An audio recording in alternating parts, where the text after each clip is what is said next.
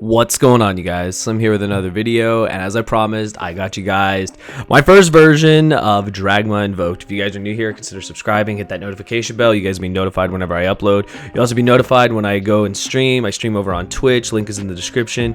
Come over, follow, subscribe, whatever, hang out. It's awesome time. This is actually where I first started playing the decks, and a lot of the decks you see here on the channel, you'll see me actually testing over there in live stream, so definitely come check it out. It's awesome. But yeah, so DRAGMA is a new archetype. I wasn't sure about it. I have messed with the new rock deck, the Automata Scepters or whatever they're called. They're really cool. I still am working on learning them.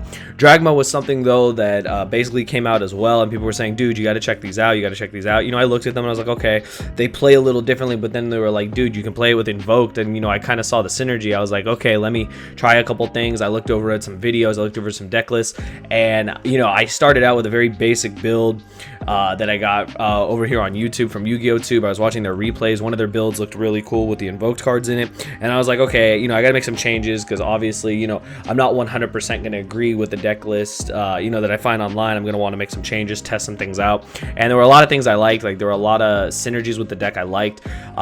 They started out playing a build where you made True King of all Calamities, and you ended with that Mad Invoker, and you ended with Surveillance in hand, and I like that a lot. The only thing is I felt like it used so many resources. So through more testing, what I discovered, and those of you that have been watching on live stream noticed, is that with nothing but an Alistair plus any of these DRAGMA extenders, you end on a Verde Anaconda, a Makaba, and a Dragoon of Red.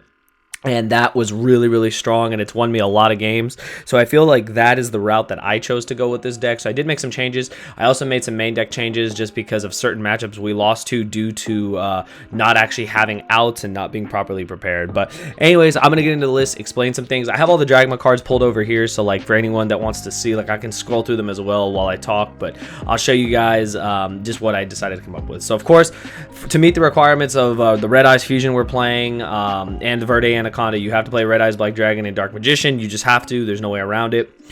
For the DRAGMAs, I got 2 copies of Floor. This one's really cool. So what it does is, if a monster special summon from the extra deck, you just special summon this card. If you control another DRAGMA card, you can negate one face-up monster the opponent controls until the end of the turn. So this comes up a lot. Also, when a DRAGMA attacks, you can make them gain 500. So this goes to 3,000. Your other guys get boosted. It's pretty solid. This card is like really, really strong. I've seen a lot of decks, especially a lot of the decks I played against online, play this card just because you can splash it so easily. It's also a level 8, so it's pretty strong. I like this card a lot. We play only 1 copy of the Maximus DRAGMA, and it's just because like you summon it by banishing a fusion, synchro, XYZ, whatever, and that's cool. Like that does come up. It's weaker in attack, but it has 3,000 defense, so a lot of times you can just sit on it. What I like about it though, its effect is crazy. You send 2 monsters with different names for your extra deck to the graveyard, and then your opponent has to do the same.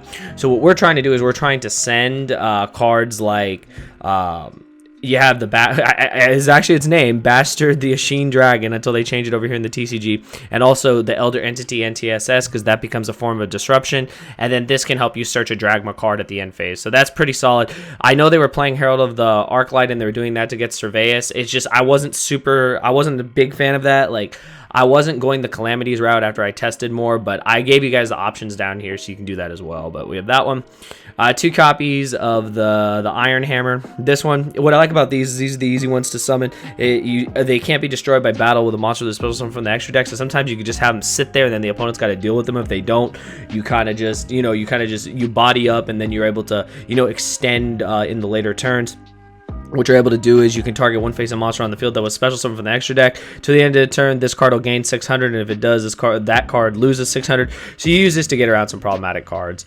This is obviously the best one. This is Ecclesia, the DRAGMA Saint. This is basically your Stratos for the deck. Whenever it's summoned, you search a DRAGMA card from your deck to your hand. The only problem is if you do that, you can't special summon for the extra deck for the rest of this turn. So you can kind of see where the deck is a little odd. The deck is there to shut down the extra deck and not really access its extra deck, but you play Invoke cards, so you still want to access your extra deck. So you really have to be smart like how you play this, and this is something I learned in my early testing with this deck, because I was losing a lot of games and I kept forgetting effects like that. Like if I use this effect, get the plus, I can't actually go into my extra deck, and that becomes a problem. So I'll explain later like what the combo show like what you're able to do, so you don't have to you don't like fall behind because of that. But yeah, I like this card a lot. I think this card is one of the best cards. If there's a if there's a monster disposal from the extra deck, you just special it. So a lot of your combo is going Alistair into All Mirage, special summoning one of these guys, and then comboing off from there to end on the board I was telling you guys about. Of course, triple Alistair. You guys know I love this card. One of my favorite cards in the game. The Invoked engine is easily one of my favorite engines in the game.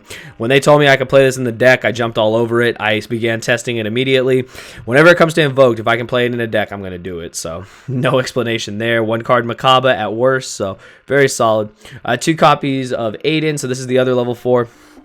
Basically, same thing. If a monster is special summon from the extra deck, you just special it. You want to play these cards because you're able to, just go Link Monster, Extender, and, just keep going.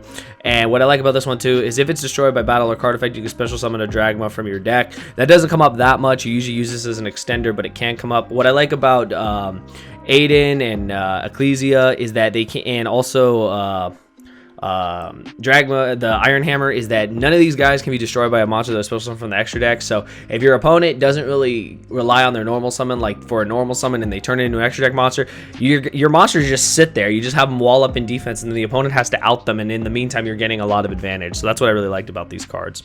That's it for the Dragma cards. Hand traps, it's a lot of hand traps. 3 Ash, 3 Valor, 2 Crow. So there was 3 Crow in here originally. I made a couple changes. All these hand traps have been great. So you want the most generic one, which is Ash. Crow to me is still one of the most generic because there's always something to hit. Salomon Grade is everywhere. There's always something that's resolving in the graveyard, so Crow's very solid. Valor really shined because it's a light from Makaba, so that comes up a lot.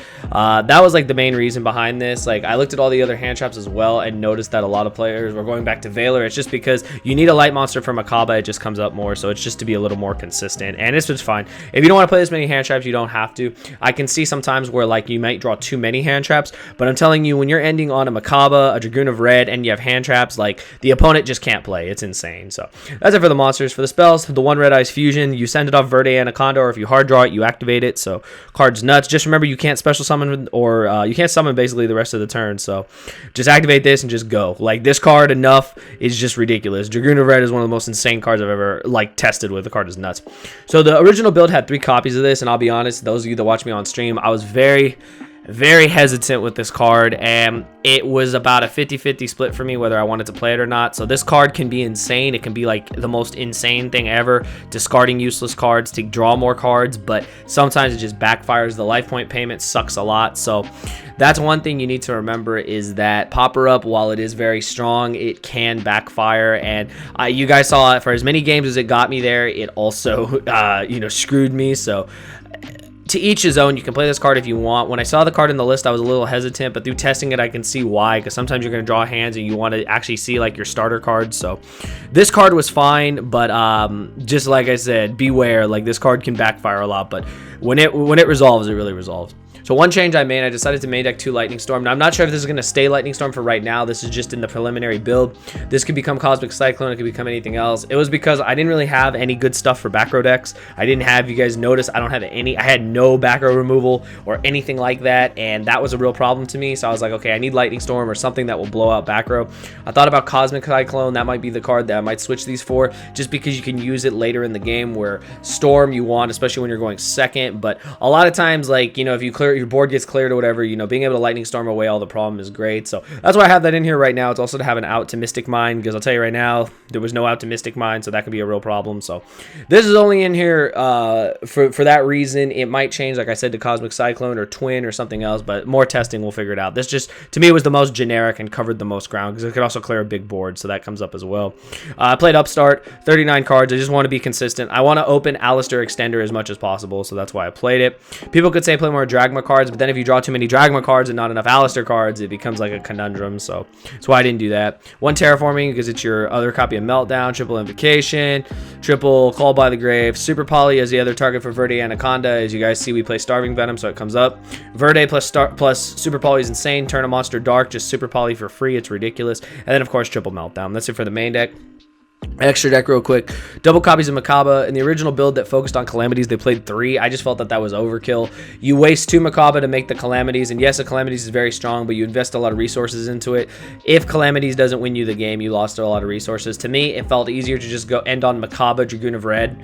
To me, that was just really solid. You have 2 negates plus hand traps, so I really like that.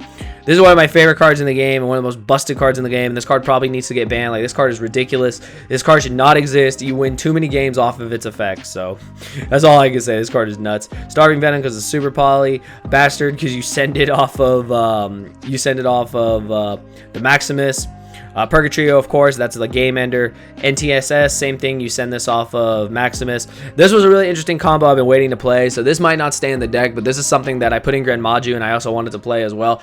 The 97 92 combo is ridiculous. You make this, you summon this, like this combo comes up, believe me, it comes up. Like, you use the effect, you bring up Harbinger as well as your other dragon target. Sometimes it'll come up, like once in a blue moon it'll come up, but when it does, it's insane. So that's why we played that. I put in Unicorn. I wanted to play this just because I wanted a little more versatility in links if it does come up. Again, this is all the preliminary phase of testing, but Unicorn's just always been a solid link 3. Alistair the Mad Invoker, of course. Verde Anaconda, of course. Card's crazy. And then the 1-card Makaba combo. And then down here for you guys, I just have like the changes you can make. If you wanted to play a 3rd Makaba, you wanted to play the Herald, and you wanted to play the True King of all Calamities, all you have to cut is the Unicorn, the NTSS, and the Bastard, and you just play those. And then you put the Surveus in the main deck, and you cut something from here in the main deck, and then you just search the Surveus and make Calamities. I personally just wanted to end on, like I said, Dragoon of the Red and Makaba. It's very easy to do, very simple combo. So, like I said, you come to the live streams, you'll see it a lot more. Like I said, very simple. All you do is you summon Alistair, you turn Alistair into Almirage, you special one of your Dragmas, doesn't matter which one. If you special this one, whatever you do, don't use the effect. You link into your Verde Anaconda, but what you do then is you go Invocation, getting the Makaba out. The Makaba then has established on the board so that if they try to hand trap the Verde, when you go to activate, you can negate it with Makaba, because you'll use Invocation to add back Alistair, so you have a monster negate regardless. So that's what I discovered, and that was like one of the main combos, which is very solid. None of these other cards I'd really play. Like, I'm not gonna play the Field Spell. I thought about playing the Decideful, but the problem is you're locked in. You cannot special summon from the extra deck, so that is a problem. I didn't want to risk that, since we're trying to find the perfect balance between Dragma and an extra deck theme deck. So this is pretty much what they came up with, and I really like it. I think this deck is very solid, and for our first build, I think it's pretty good. Definitely test it out online, and you'll see what I mean, that the deck's really solid. It's a lot of fun to play. I didn't think I was actually going to enjoy it as much as I did. But yeah, that's all I got for you guys. I hope you guys enjoyed the video. If you did, be sure to give it a like. Any suggestions would be great. We're definitely going to improve this deck as the format, continues online. As soon as these cards gets released, everyone's going to try to build these and whatnot. But I'm telling you right now, I think the deck's really solid. I like this archetype a lot more than I thought I would. Again, I think what sold me is the fact that I can play Alistair in it, so it's pretty solid. But yeah, that's the first build. Let me know your thoughts in the comments below. Any changes you would make, any improvements, any other builds. There's also a Shadal build going around that I messed with before, but for me, I just love Alistair, so that's why I was playing this. So this is just what I arrived at, but we can definitely test more stuff in the future. But yeah, that's all I got for you guys. I hope you guys enjoyed. I'll see you guys next time. Thank you for watching.